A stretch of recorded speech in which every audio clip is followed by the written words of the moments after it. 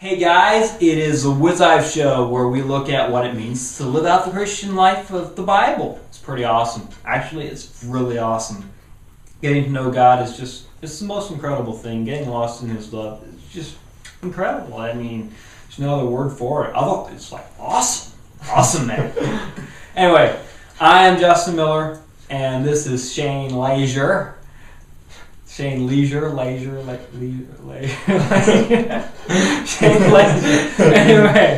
Anyway, Mr. Leisure there. You have a couple of interesting stuff happen to you this last week. Why don't you share? Yep. Where to start? All right. So I was at work, working in the factory. You actually work? I do. I do work in the factory. So I was working and just standing at my station doing my work, yada yada. And so then I just kind of like turned my mind toward Jesus and just started focusing on Him and praising Him and worshiping Him. And then all of a sudden, someone touched my head, whether it was an angel or God Himself, put their hand on my head, and it just started like tingling like crazy. And I was like, whoa, like that's crazy. I just started laughing like at work, and I mean, good thing a lot of stuff doesn't like inhibit what I'm doing, you know. Right. Or else, it would be crazy. They'd probably fire me. But no, but it was cool. But yeah, it was cool. Did it just like feel like if I put my hand right there? I mean, kind of feel like that. Like it didn't like feel like the outline of a hand or whatever, but I mean, definitely someone touched me. You felt a presence there. Yeah, I felt like someone touched me, and just like I don't know. And you were just at the time you were just really getting into Jesus, like really thinking about Himself. Yeah, I mean, usually at that station that I was at, like my mind goes off and on a lot because I have to concentrate on what I'm doing more so than other stations. But right. Yeah, so I just started focusing on Him again, and I mean, we just started. So that's awesome. You know. So what about your drive home through the fog? Yeah. So how does that go? So I drove home from my sister's house late Friday night. It's like 11 o'clock, and the fog was just incredibly dense. One of those you can't see 10 feet in front of you fogs. Exactly. Whether you have your dims or brights on, it doesn't matter. And I often find that the brights often make the fog worse because you can see more of it. Yeah, I know.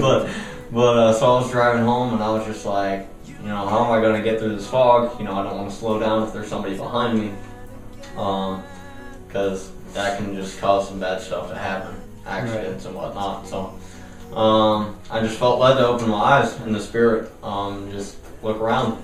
So I opened my eyes, and Holy Spirit was flying in front of my car. And so I saw Him out the windshield.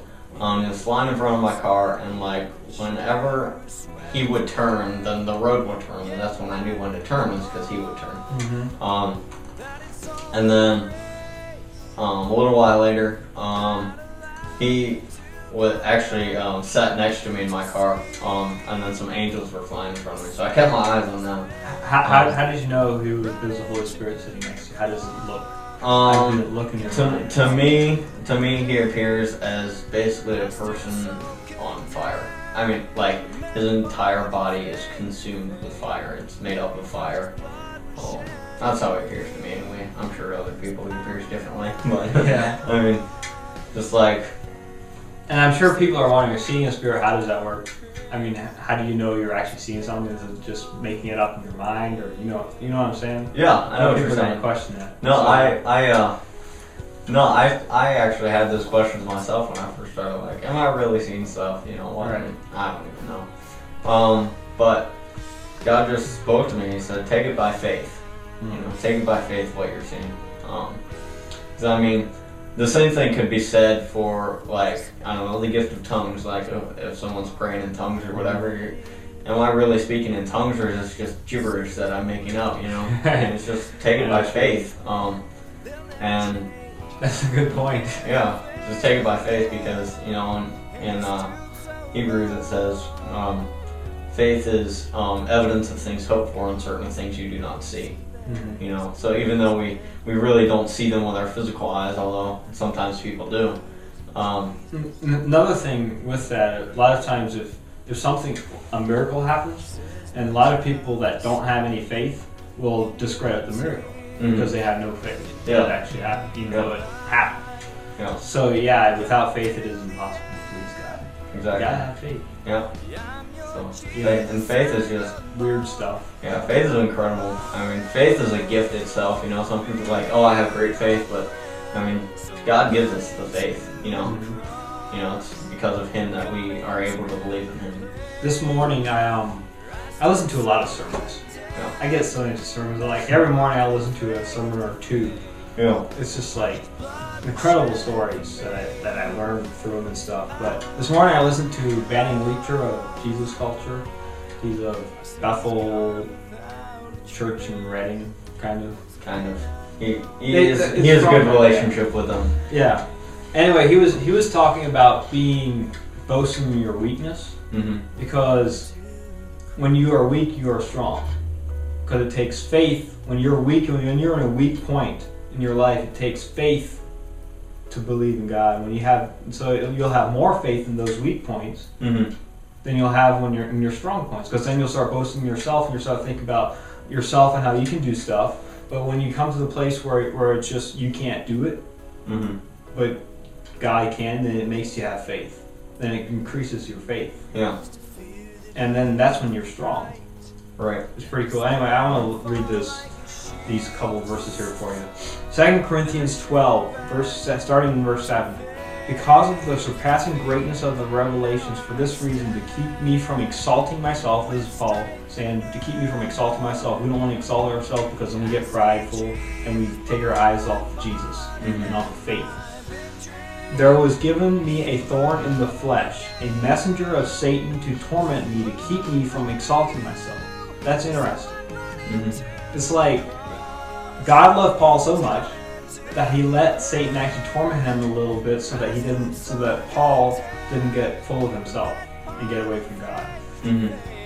And like one of the things that this is actually a big misinterpretation of this scripture. A lot of times people think that the thorn in the flesh often refers to some kind of sickness or some kind of physical torment.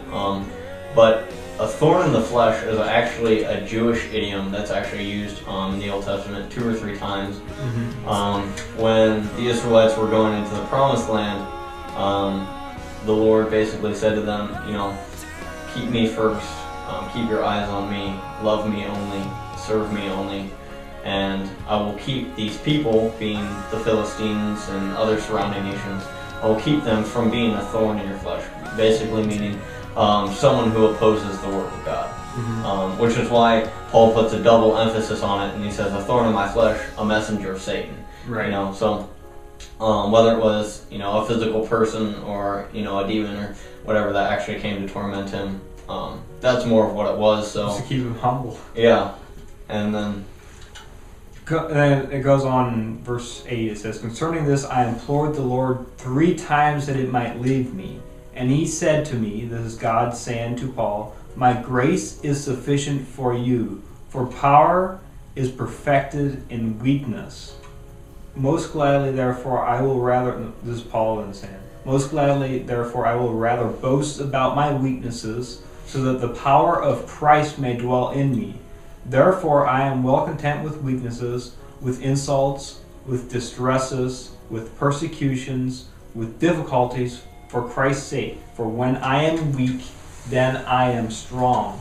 That is some powerful stuff. If you can grasp that. Yeah, and Paul really learned this kind of through experience, not just like as a random note in his head. Right. He went to one church, I think it was the church in Athens, that had lots of different statues, did a bunch of different gods. They had the god of health, the god of prosperity, the god of this, the god of that, and they just had all these different statues. Well, at the very end, there was one statue, and it says, to the unknown God. Right. And they really didn't know how to describe this God. And so Paul, standing there, he looked at this statue that was there, this memorial that was built to this unknown God, and he started addressing the church, and he says, "This unknown God that you have a statue for, I know this. I know who this God is, and He's the God of heaven. He's the God of earth. Like, He's the God that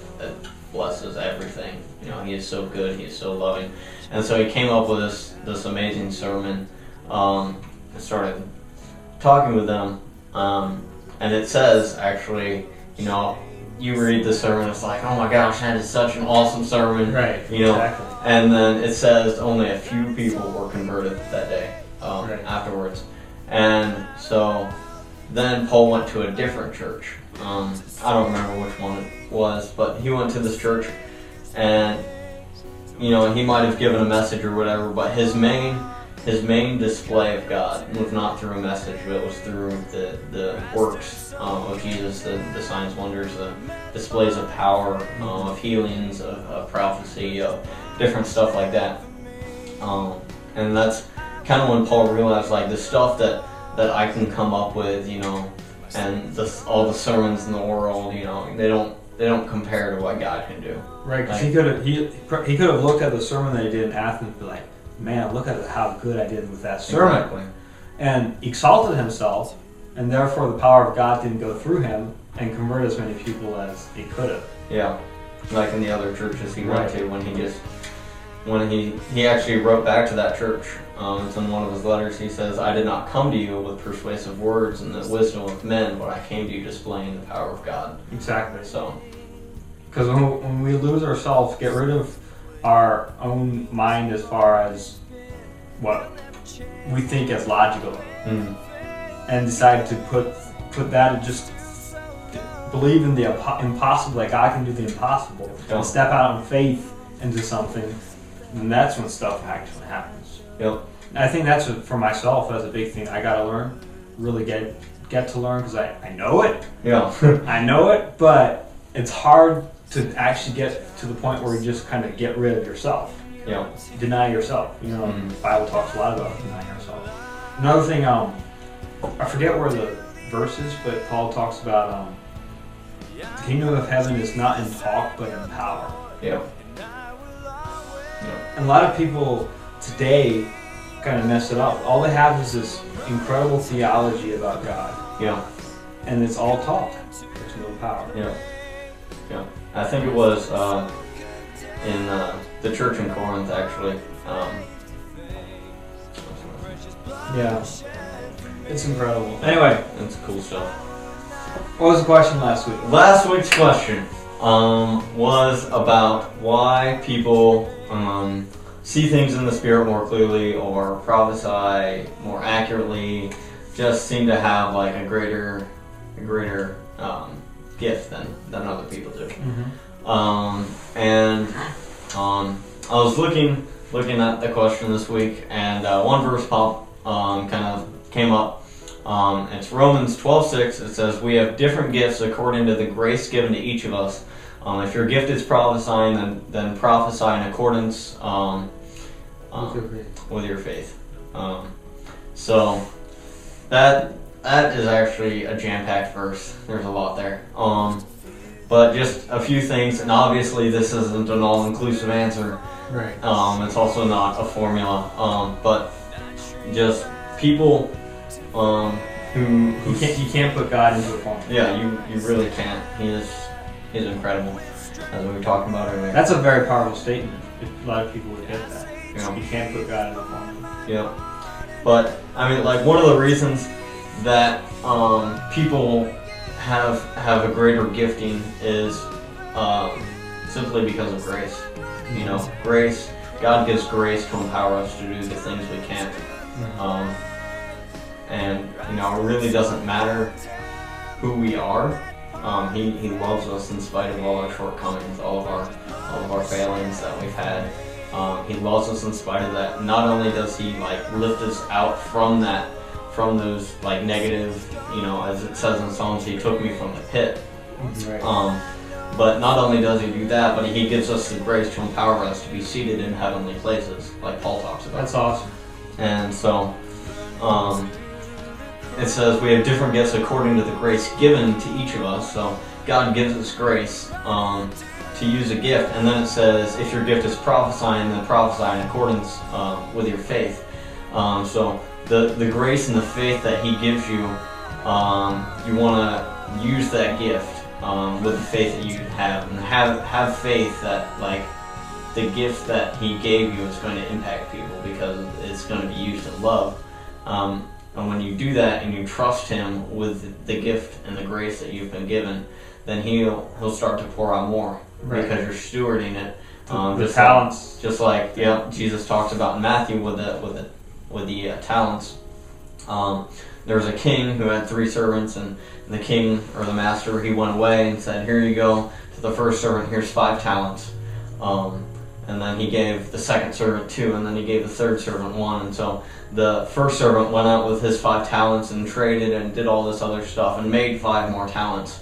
And then the second servant, who had 2 talents, went out and traded and did some other stuff, and he got 2 more talents than the servant who only got 1 talent. He was fearful of his master, so he dug a hole on the property, put the talents in there, covered it up, and then the master returned, called his servants and said, "All right, what did you do with my money? Let's keep accounts, let's keep records." And so the first servant comes up to him, says, "You gave me 5 talents, I went out and traded and made 5 more. Here are your talents." And the master says, "Well done, good and faithful servant. You have been faithful with little things. Now I will make you, I will give you more." Right. It's like gaining favor. Yeah, gaining favor. And then the second servant comes up to him, same thing. "Well done, good and faithful servant. You have been faithful in small things. I will make you over many." And then the third servant comes to him and says, "I knew you were a hard master. I was afraid of you. I dug a hole in the ground. Here's your talent back." Wicked and slothful servant. Yep, that's what he says. He says, "You wicked and slothful servant. If you knew I was a hard master, why didn't you put it in the bank so I'd get interest from it?" You know. And he says, "I'm going to take this talent that you have not stewarded and give it to the person who has," which was the servant with 10. The biggest thing is that whatever God gives you, whatever grace that He gives you, even if you look at, you can't compare yourself with somebody else. Yeah, like exactly. You can't say, "Well, Shane here, he can do all this. He can see in spirit." Yeah. That's crazy. I don't do that. That's not fair. Then get all grumpy about that. "I'm just not going to do anything," Yeah. That'd be like the servant with only 1 talent. So, Yeah. "Well, that's not fair. They got 5 talents, so I'm just not going to do anything with mine." Yeah. No, you got to use what the grace that God gives you. It's still grace, and it's still something that you don't deserve to have. Yeah. Yet He gives it to you freely. Yeah. Exactly. So you got to take that and you got to give it freely. You got to give it freely away. Yeah, and another thing that people, I've seen people do before is they'll be like, "Oh, I don't have as much faith as that person. I don't have as much as much faith as that person." Yeah. So, and one thing that God just shared with me one time, faith is so proportional. One thing that might take me great faith, maybe like laying my hands on someone and asking God to heal a broken knee or something like that. Bill Johnson goes out there and he thinks nothing of it, because he's just seen it so many times. Or like Randy Clark with metal disappearing, he's seen that so many times. People will have screws in their ankle or something like that, and he'll pray and the metal disappears and the ankle's healed. Right. And something like that, to me, it was like, that would take tremendous faith for me to even heal one person, and he has hundreds every meeting. Faith is proportional to what we've been given, to what our... And as time goes on, your faith will increase. Exactly. Exactly. Like if you steward it right, steward the faith that you have now, then it increases. If you continue taking risks, you see that God really can do the impossible. You see God doing more and more stuff. And, good story here. I'm reading the book, The Essential Guide to Healing. Yes. Did you read that? Randy Clark and Bill Johnson. Yes. I did. And there's a story in there about this guy named Scott. Yep. And Scott he read the Bible and he saw that the Bible says that we're supposed to pray for the sick, and that it says the signs that will believe in me, the signs that will follow are just like lay your hands on the sick. Yeah, and they will be healed. They will heal the sick. The main thing, healing the sick. And so Scott was like, well, okay, I'm going to go pray for everybody I meet. So he goes and like every day he prayed for a couple people. Mm-hmm. And to the point where he was up to like 700 people that he prayed for. Not one of them got healed. Mm-hmm. And he still kept going because he knew that that's what the Bible says. Yep. And then all of a sudden he prayed for one person and the person got healed. And then today he's still praying for as many people as he can, and a bigger percentage of people get healed from him than the average person that moves in that has that gift. Mm-hmm. Because he kept going, he kept doing stewarding what he had. Even in the midst of difficulty. In the midst of difficulty, he kept persevering, and it kept, it's incredible. Yeah. Anyway, in the news this week, I saw something very interesting I had to share. Astronomers have discovered the largest known structure in the universe, a clump of active galactic cores that stretches 4 billion light years from end to end. 4 billion light years. Crazy. That is crazy. 4 billion light years. I can't even comprehend. Yeah. Actually, to put that mind-boggling size into perspective, the disk of the Milky Way galaxy, which is home to our Earth's solar system, is about 100,000 light years wide. So 100,000 light years is the Milky Way. Yeah. This thing is 4 billion light years from end to end. That is crazy. Yeah. And then, like, between the Milky Way and then Andromeda, which is our closest galaxy, it's 2.5 million light years. Not billion. Not billion. Million. So anyway, calculations suggest that structures larger than 1.2 billion light years should not exist, which exists. In other words, God is doing a little bit bigger than what researchers think that he should be able to do. God, I think it's kind of funny. God's a little bigger than we think he is. Can't be limited. That's crazy. That just blew my mind. 4 billion light years. Yeah. And here's the crazy thing. I heard this when I was down in Atlanta, Georgia, from Bethel down there. Yeah. And I heard this kind of sermon that this one guy had. He talked about how we're seated in heavenly places, and he had us do this thing where we closed our eyes, and then it's like, okay, he's like, everybody close your eyes, and imagine Earth.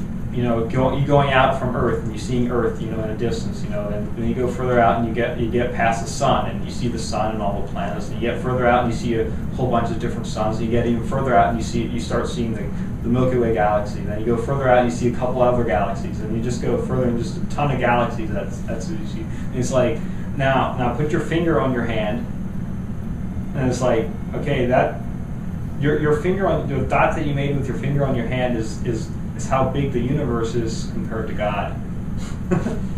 And I was like, oh. Yeah. Wow. Yeah, it actually says, I think it's in Psalms, that God actually, like, bends down in the heavens. Like, he bends down to heaven. Like, heaven, like, even heaven doesn't contain God because he's so big. He is greater than anything. Heaven is just, it's creation. God has always existed, always, for all eternity, and he created the heavens and the earth, and he actually has to bend down.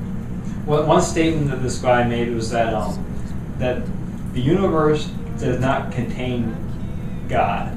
God contains the universe. The universe is in God. Mm-hmm. God isn't in the universe. The universe is in God. Yep. Okay, 4 billion light years from end to end is just one structure. Yeah. That's crazy. My mind is blown. My mind too. It's literally just blown. I think we're done for the day because my mind is blown. Next week's question. Yeah, what is next week's question? I just lost it. It'll come back to me. Lost it. Yes, I remember. Alright, so it's kind of similar to today's question, but a little different. The question is, how do people go deeper in God?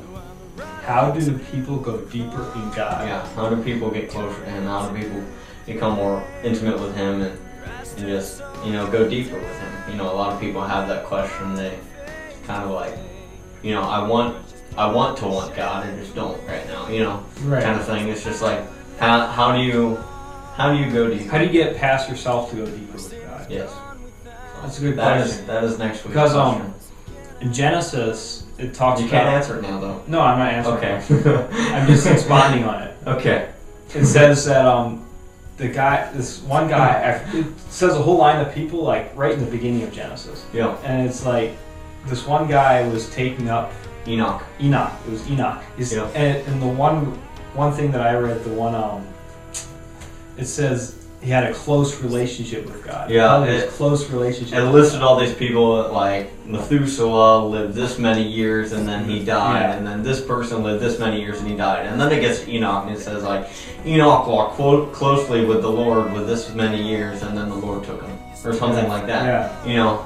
And then Like, some people are like it changes, and some people are like, oh well, that can mean he just died. But then it says in I think it's Hebrews, where it's talking about all the people who have faith, and the examples of faith, and it says Enoch had such great faith in God that he didn't even taste death. Like that's what it says. It's just like, all right, awesome. So close relationship. That's what I'm trying to say. How do you get close relationship? How do you get closer? So that's a good question. that's next week. Anyway, when you comment below of how you think you should get closer to God, good example. We need some good examples. Put some answers below. Yeah. Interesting answers. And if you have stories, share them. Yeah, in the comment section below. Because here's the thing: when anybody that comments on any of these videos, at the end of the month, they will be entered. There will be kind of a drawing for everybody that commented, and they were for a prize to win a $10 iTunes gift card. This month's prize is an iTunes gift card. Last month it was Face to Face with God. I sent that out. Awesome. Last week. Good. It's an awesome book. Jesse the Lap got it. Cool. So it's awesome. He's a friend that I had in Bible school. All right. It's awesome. Anyway, so cool stuff. One thing you can pray for me about is coming up here shortly in February is I will be going to a prison crusade in South Carolina, and I'm excited to go. And just pray that God moves really strongly through all the volunteers that are down there, that are going to be down there. That awesome thing's going to happen. So, as far as anything else, I don't believe we have anything else to share. Well, actually, we could talk for a couple hours if we wanted to.